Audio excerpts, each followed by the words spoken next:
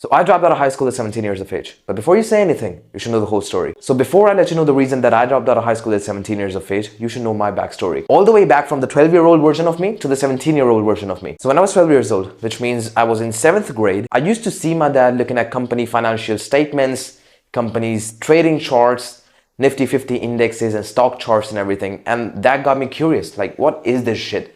So I used to ask my dad, like, what are you looking at all day? So he taught me some financial terms like equity, reserve, and how to invest in the stock market and stuff. So basically, he got my mind into the stock market world. And I was very interested to learn that. So I searched everything about stock market, trading, investing, financial statements, companies, equity, reserve on YouTube, Google. I would take information from anywhere I can. So I started watching some YouTube videos on investing and all the terms like equity, reserve, investments, liabilities, assets, every single thing. And then I got into the real thing. I started reading actual financial statements of the Nifty 50 index companies. All the top 50 companies, balance sheets, profit and loss statement, cash flow statement, results, every single thing. And I remember that I invested around $100 at that time in a company called Syncom Formulations.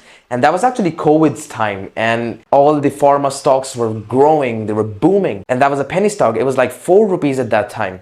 So when I looked at the financial statements of the company, I was like, bro, it was crazy. For a penny stock like that, having great financial statements, great profit and loss statements, great results, and great balance sheet statements. So I told my dad let's invest in this company. And that stock almost doubled in, I guess, 60 days. So that was my first step into the money world. And to show you the proof, I have something for you here. So these are the financial statements and my notes from 5 years back when I was in 7th grade, in 8th grade, I guess. So this is Manali Petrochemicals. I loved reading the financial statements from the hard copies. So this is like, you can look at this profit and loss statement of Manali Petrochemicals. Here is the balance sheet of the company, and you can see March 20. This was the latest one. March 20, March 19, March 18. So March 20 was the latest one at that time. So this is about 5 years back. And I collected all of this, and this is my treasure. And these are the notes. I wrote this down on Google Sheets, and these are the notes, like balance sheet terms, shareholders, liabilities, non-current liabilities, deferred tax liabilities. I was having a hard time understanding about this stuff, learning all these terms. So I just wrote down all of this in a Google Sheet or Word, I guess, and I got a printout of this. And also you can see, the profit and loss statement of Moripin Labs, and you can see the date, March 20. So these are from 5 years back. And this was the first step in the money world. So now when the stock almost doubled, it gave me a motivation to go all into trading and investing. Then I found about technical analysis, which is called trading. I got into trading, like candlestick patterns or the chart patterns. I started learning all of that. I searched whole YouTube. All the bulls you can see on the YouTube, I saw all videos. I learned everything. And now I'm not gonna lie that, yeah, that was my money. That was my hard-earned money. No, it wasn't. It was my dad's money. But it was a very little amount, like $100 or so. And then I got to know about futures and options. And I'm gonna be honest with you, I'm gonna be completely honest with you, I made a lot of losses. But those were very small amounts, like $10, $15, $20. But these losses are always required for you to learn. So now doing all of this, I got into 10th grade now. And I realized that to get some good amount of ROI, I need to invest more. Like I would need at least $1,000, $2,000 to get good amount of returns, because from $100, $200, I wasn't getting any returns. I made losses sometimes, little profits, but I just needed to go to the next step now. I needed funds. So now for getting funds to invest in my trading journey, I started trying out different business models. So I started trying affiliate marketing, drop shipping. I did for 3 months, I guess. I tried to do it organically, but then I realized that there's no scope in drop shipping, in the organic stuff, all that. I have to have funds to invest in ads to get some good amount of results. I tried affiliate marketing, tried to grow some audience, tried getting commissions, but it didn't work. So drop shipping didn't work, affiliate marketing didn't work. And also when I was in 8th, 9th grade, I guess, I tried to become a gamer because I loved playing games at that time, and I started some YouTube channels. I started doing some streams, which didn't work.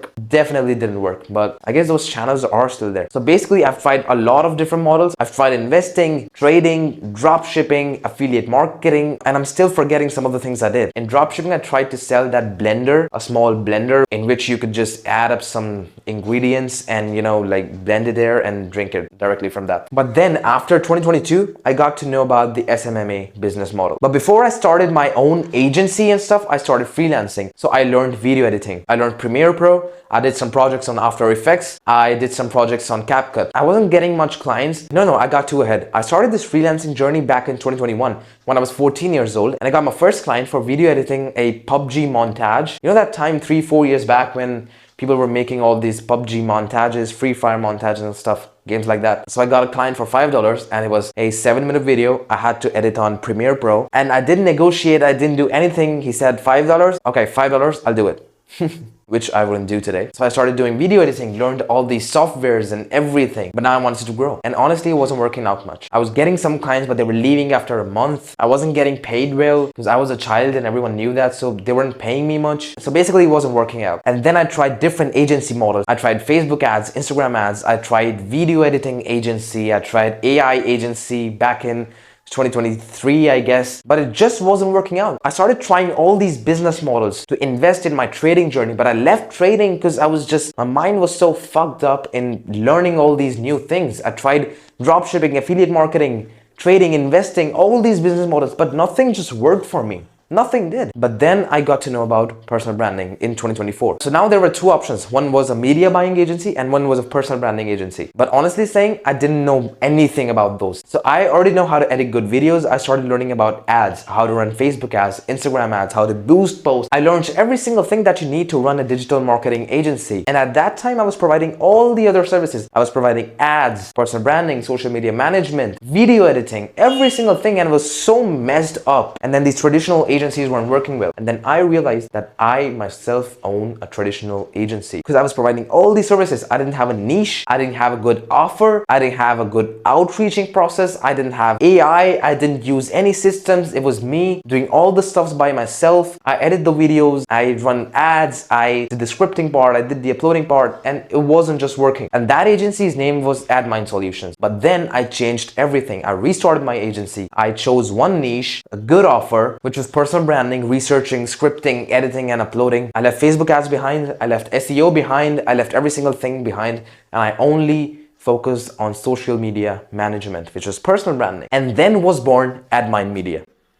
We are still yet to update a lot of things, update our systems, update the teams, all the processes, but now I have a clear path in front of me. So now I just know what to do. I have a clear path. I just need to follow that. I have a mentor to help me, and I'm paying really good money for the mentorship program. So now everything's clear. I have a plan and I'll follow it. So this was the journey from the 12-year-old version of me to the 17-year-old version of me, which is the current me. So now let's come to the real thing. Why did I actually drop out of high school at the age of 17? To shorten every single thing that I'm about to say, I didn't have time. I was just so out of time. I just couldn't spend any more time studying. I just couldn't wait. I had two options: to pay for the coaching program for my academics, or second, pay my mentor. And I chose the second one. And personally, I made a very good decision. There are a lot of things. There's a family situation of mine and I just didn't have time to study. I couldn't study. I need to get rich now. Alright, not rich. I need to do something now to earn money. Like, I just needed to support my family in some way. So yes, I chose the hard part and I will do it every single time. Yes, I didn't complete my school, but I had a situation for this. I couldn't just waste any more time when I was so close to earning good money, when I was so close to having a good mentor, I was so